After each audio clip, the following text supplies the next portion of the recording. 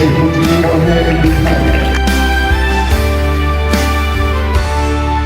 mana cahaya surya membina, hiduplah bentala yang tandus kegersangan.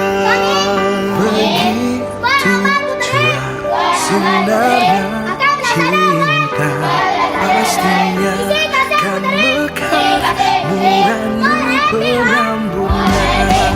Terciptanya hatimu untuk Assalamualaikum warahmatullahi wabarakatuh dan salam sejahtera. Alhamdulillah, saya bersyukur kerana program Kuat Amal Putri 2.0 ini berjaya diterjemahkan sebagai nilai usaha milenium ini dalam menyemai nilai kasih sayang, keprihatinan dan semangat sukarelawan dalam kalangan murid. Harapan saya agar dapat menjadikan pengalaman yang mengutuk dua anak-anak ni. Semoga Skuad Amal Putri terus menjadi inspirasi dalam menyebar kasih, menabur bakti dan menyemai nilai kemanusiaan menepati misi kasih putri Small Hand Big Heart. Sekarang penghargaan pada pengurus Lembaga Pengurusan Kebajikan Anak Yatim dan Miskin Islam dan semua ibu bapa serta warga sekolah yang memberi sumbangan dalam menjalankan program ini. Syabas dan tahniah Skuad Amal Putri terbaik. Dan terima kasih kepada Skuad Amal Putri daripada SK Batu Berendam 2 kerana menjalankan program Upaya Sung ini bersama anak-anak penghuni Padosung.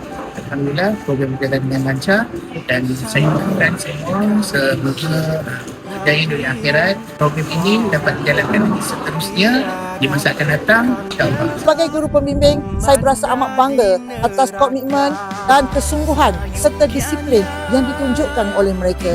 Semoga pengalaman ini menjadi pemangkin kepada mereka untuk terus maju ke hadapan. Usaha murni ini akan terus dilaksanakan demi mengharapkan keberkatan Allah Subhanahu Wa Taala. Alhamdulillah, anak-anak di sini sangat gembira dengan kunjungan Skuad Amal Putri. Saya rasa best sangat sebab dapat berkenalan dengan dorang. Kakak datang untuk membantu mengemas surau. Saya seronok berbual dengan kakak. Saya harap nanti kita dapat datang lagi buat program macam hari ini.